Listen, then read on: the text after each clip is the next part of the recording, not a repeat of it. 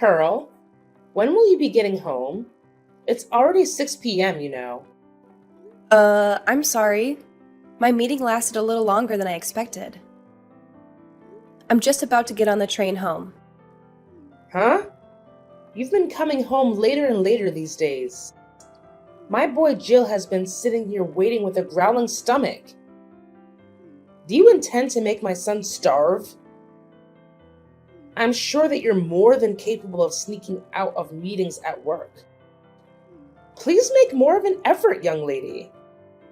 Your husband's dinner is far more important than your meetings anyway. No, this was an important meeting about one of our collaboration products with another company. I'm in a position of responsibility on this project, so there's no way I can leave before the end of a meeting. Stop making excuses. To focus single-mindedly on work while abandoning your essential duties as a wife, such as looking after your husband, is simply not acceptable. My son has no need for such a sloth of a wife. He'll divorce you, I say. Divorce. Looking after him? Oh, come on. Jill's a fully grown man, not a baby. Plus, he's unemployed right now and spends all of his time at home. Do not talk back to me, young lady. Sorry. It's gonna be a little while longer before I get home, though. So if he's really desperate for something to eat, you're more than welcome to use whatever's in the fridge. To make something to eat between yourselves. What? Do you seriously intend to make your mother-in-law into some cheap imitation kitchen maid? Have you no shame? I've never heard of such a cheat. I'll have him divorce you if you're not careful. No, I didn't mean that. I'm sorry. Just forget I said anything. We won't be waiting for you any longer. Jill's so hungry. He's going to pass out if he doesn't eat soon. We'll find a sushi restaurant or someplace to eat out tonight, so we won't be needing any supper from the likes of you. Hold on a moment, Mom. I understand you're upset, but let's not jump to conclusions or make threats. It's not fair to bring divorce into the conversation. We can discuss this calmly. Calmly? How can I stay calm when you're proposing something so outrageous? Making your own mother-in-law work as a kitchen maid is disrespectful to say the least. I'm your family, not hired help. I apologize if it came across that way, Mom. It was never my intention to disrespect anyone. I was merely suggesting that you could lend a hand in the kitchen, not take on the role of a maid. I understand that family dynamics can be sensitive, and I didn't mean to offend you. Well, it certainly sounded like you were suggesting something demeaning. But let's put that aside for now. We need to focus on Jill's hunger. He's feeling really weak, and we can't afford to wait any longer. I understand the urgency, Mom, but as you can see, Jill is a grown man now, so he could of course handle his own meal. You shouldn't have to worry about him that much. Oh, trust me, Pearl. I'm well aware that Jill is a grown man. But as his mother, it's only natural for me to be concerned about his well-being. I've been taking care of him since he was a baby, after all. Well, Mom, I think it's time to let go a little. Jill is perfectly capable of taking care of himself. He doesn't need to be coddled or worried over every minute of the day. Coddled? Worried over? Oh, please, Pearl. It's called being a loving and caring mother. I'm not smothering him. I'm simply looking out for his best interests. And honestly, I would expect you, as his spouse, to understand and respect that. I do understand, Mom, but sometimes your concern can be a bit overbearing.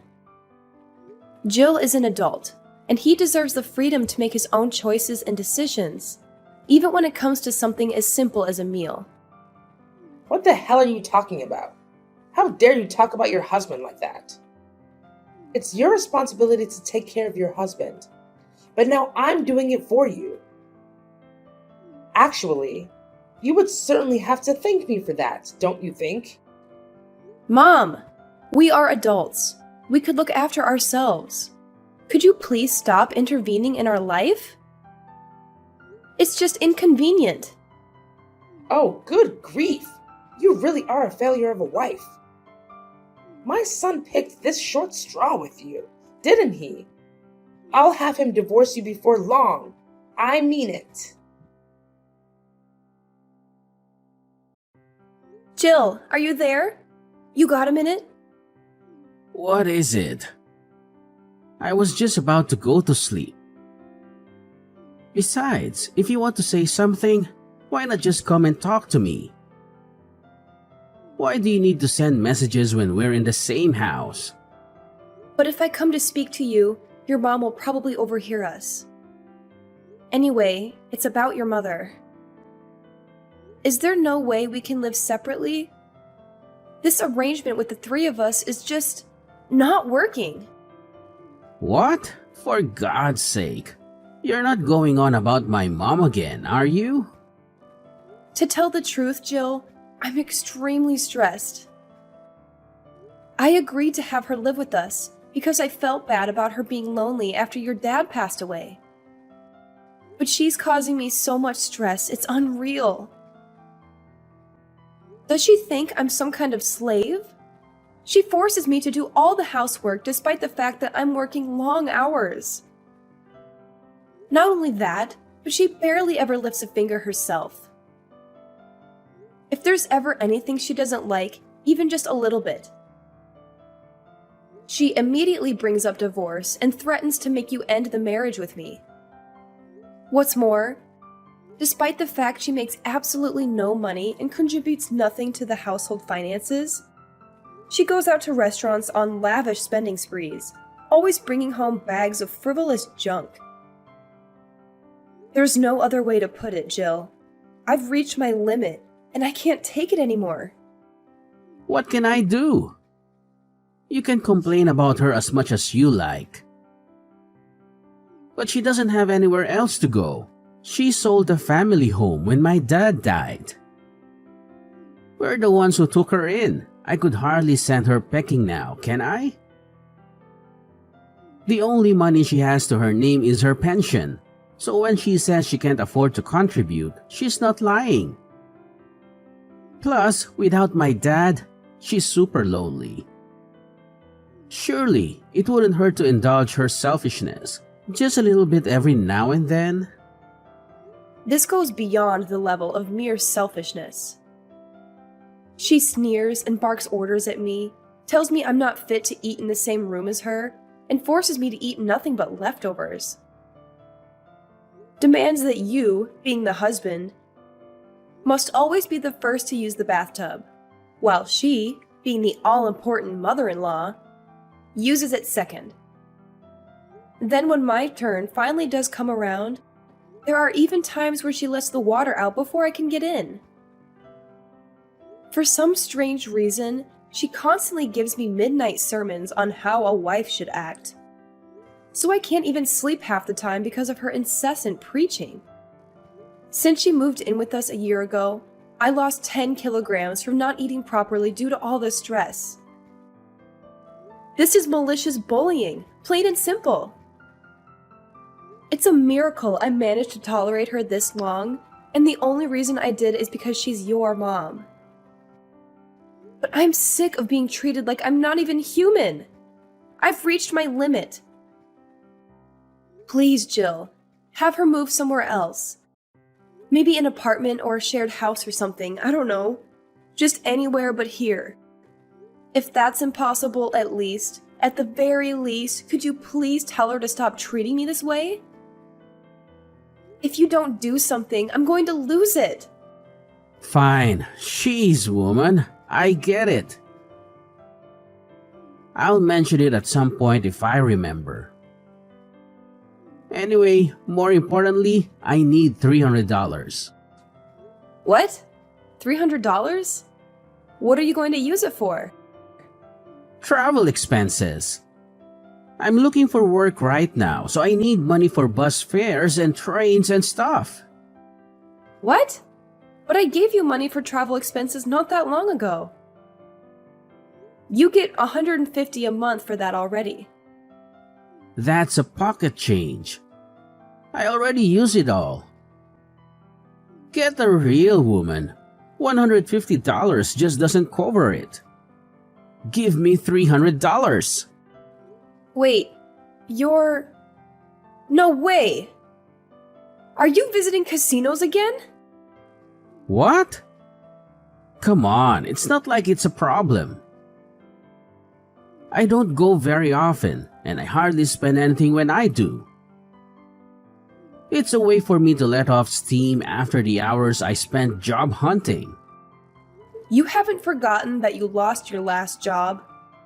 Because you got caught sneaking out of the office and visiting casinos when you were supposed to be working, have you? You got on your knees and swore you'd never visit a casino again, Jill. You swore! In spite of that, you're at it again. And this time you're blowing the money that I give you on travel expenses on the slots. If that's where it's going, you'll never get another cent out of me. Oh, give it a rest, woman. You're like a broken record. Nag, nag, nag. It's up to me how I spend my time. Are you seeing a ban from relaxing to take my mind off the stress of trying to find a job now? Who gave you the authority to do that? The only thing you're good for is bringing in money anyway. If you can't even toss me a few dollars when I'm in a pinch, then what the hell do you bring to the table? What? What does that mean? The only reason I have to work like a dog now is because you got fired for acting like a moron. Job hunting? Give me a break. All you do is laze around on the sofa like a sack of potatoes. Then you have the nerve to spend the money I give you for getting around town on the slots? You have no right to be angry with me. Oh, just button it already. Nag, nag, nag. You think you're so much better than me just because you happen to have a job, don't you? Screw this. I'm going to sleep. No, you can't. Just get up and talk to me. I'm not finished. Jill? Jill! Excuse me, Pearl. Answer me. What is it? I'm at work right now. I hear you've been complaining to Jill again. Giving him a hard time because he's struggling to find work. How dare you go whining to him behind my back? You really are a spiteful, underhanded cretin of a woman. What? One thing you don't seem to understand about my son is that he's recharging his batteries right now. He's simply depressed because things didn't work out at his last company. Any normal wife would be trying to make her husband feel better right now. But far from it, you're actually going on the attack. You're atrocious. You're a devil, I tell you. A devil. There's nothing for it but divorce. The fact that you're messaging me like this now must mean that Jill just woke up from his hibernation on the sofa. And told you about the conversation I had yesterday, right? I bet he told you about what I had said about him finding a job and nothing else. Am I right? Ugh, I give up. Now, you listen to me and you listen well, young lady. You need to make more of an effort to stand up for your husband. You need to have his back. Just because you happen to have a job doesn't make you any better than him. Right, sure. I'm sorry. I'm occupied with work right now. So would you be kind enough to tell me off later instead? I'm busy. Good grief, look at you. A fully grown woman bragging about having a job like it's some kind of special achievement. Tell me, Pearl, what good is a woman who does nothing but work? Ugh, I'll never get any grandchildren with a daughter-in-law like you. How about you fulfill your feminine duties as a wife for a change? I must be the unluckiest, most mistreated mother-in-law in the whole world. Aren't you at least big enough to admit your wrongdoing and walk away with some dignity? Get a divorce. You're really annoying me now. Would you just shut up for once? What? How dare you? What has gotten into you today? Where did this rebellious attitude come from all of a sudden? Know your place, young lady. Who do you think the mistress of this household is? If you defy me, I'll have my son divorce you. Okay, divorce it is. Huh? Have it your way. I'll divorce him. It's not like I particularly enjoy being married to an unemployed leech anyway. Nor do I take any great pleasure in having to live with his parasitic, megalomaniac old hag of a mother. I'm tossing that egotistical, jobless douchebag in the gutter where he belongs. I'll divorce him then. Let's do it. I'm ready. Wait, what's gotten into you, Pearl? Is this some kind of joke? Are you being serious? You actually go through with it? You see, the thing is, you should have known that there was a limit to how much of your crap I was willing to tolerate. What? Did you think I was just gonna shut my mouth forever like an obedient little slave while you hurled abuse at me? Are you and Jill actually aware of your current positions? What good is a woman who does nothing but work, you ask? How about putting food on the table for you and your waste of a space man-child of a son? Who do you think it is putting a roof over your heads? Who do you think it is who's looking after you and enabling your lazy deadbeat lifestyles?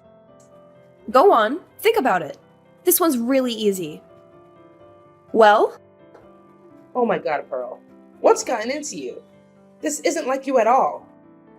It's not that something's gotten into me. It's that you think you can manipulate and take advantage of me and my kindness. Ask yourself, do you think I enjoy feeding, clothing, and providing shelter for a malicious, bullying old hag of a mother-in-law? The only reason I reluctantly agreed to you living here in the first place was due to my mercy and kindness. Because I felt bad about you living all on your own after your husband died. And this is how you repay me? By walking around like you own the place and treating me like your slave? Then you have the nerve to threaten me with divorce when you don't get your own way? Do you have any awareness of how arrogant and shameless your behavior is? Well? Are you going to answer me, you miserable sponging witch? No, but taking care of your mother-in-law is a decent thing to do. What? I'm not sure that common decency like that applies to sponging vagrants. You are also aware that I'm not your daughter, right? Even still, I wouldn't tolerate this from my own mom. So what do you think gives you the right? If you were actually my mom, I'd be just as eager to get you out of my life. Pearl, wait! Pearl, I may not be your mother, but surely this is still no way to talk to your mother-in-law. And what on earth is with all this coarse, vulgar language? You barbarian! It's just that I thought all along you are simply not suitable to be my son's wife. It's divorce for you. Divorce! Get out! I already told you I'm divorcing him. However, the only ones who need to get out are you two. What? Why? Seems like you might have forgotten this minor detail. But the place you are currently living in rent-free, like the pair of grotesque, parasitic termites you are, is the apartment I bought back when I was single. It's my name on the deed, and it's my apartment. What? Really? No way, you actually forgot? I did tell you before. Remember? It was the day you moved in. I gave you a thorough explanation about all the details regarding the living situation. Aren't you a little too young to be going senile? Well, now that you mention it, I think I might remember you telling me something along those lines. But you can hardly expect me to remember every conversation we had last year. The thing is, whether you remember or not makes zero difference to me. Once the divorce is finalized, you and the Sloth King will be packing your things and leaving for good. Because as I told you, you're living in my apartment. You'll no longer be my mother-in-law, and he'll no longer be my husband. And sadly for you, I'm not the kind of person to let a pair of strangers live like bums in my house.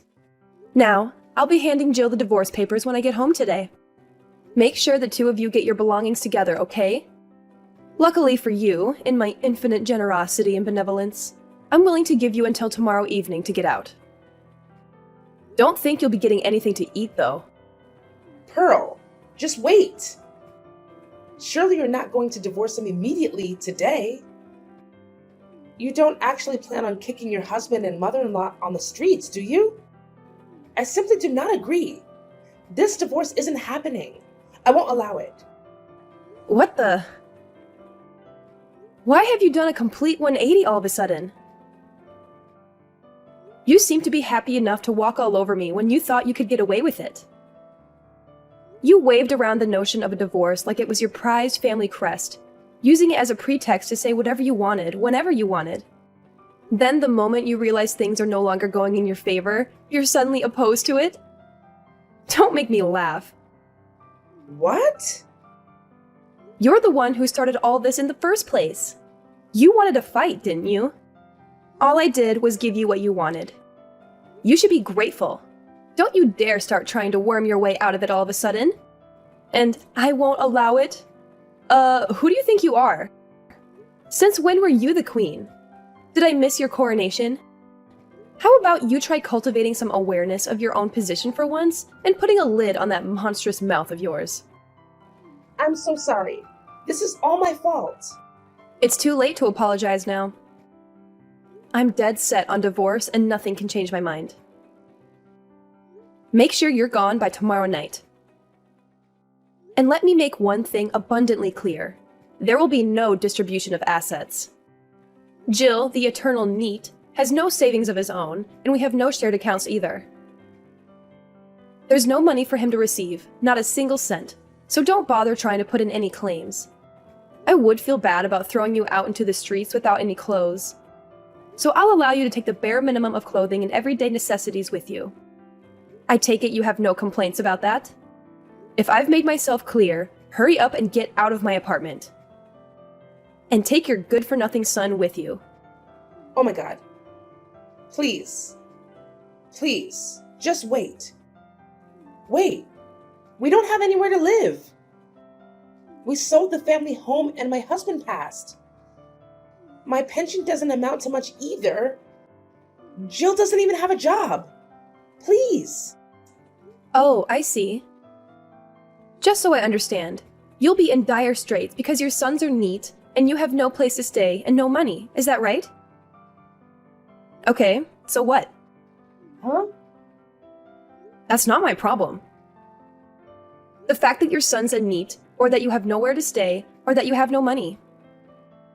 Yeah, none of these things are my fault. If you're struggling for money, you could always have Jill earn you both a living on the slots. And why can't you find a job?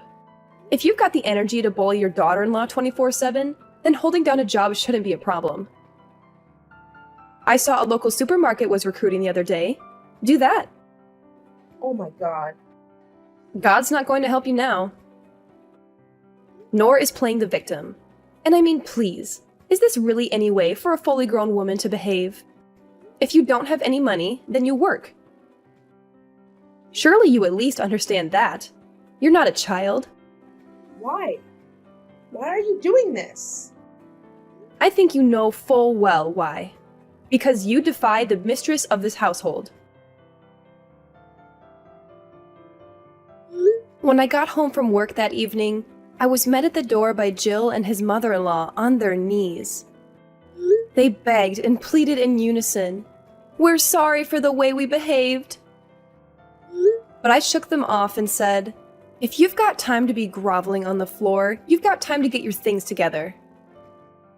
For the first time in what felt like forever, I made some food just for myself, and was able to take a bath at a leisurely pace when I felt like it for a change.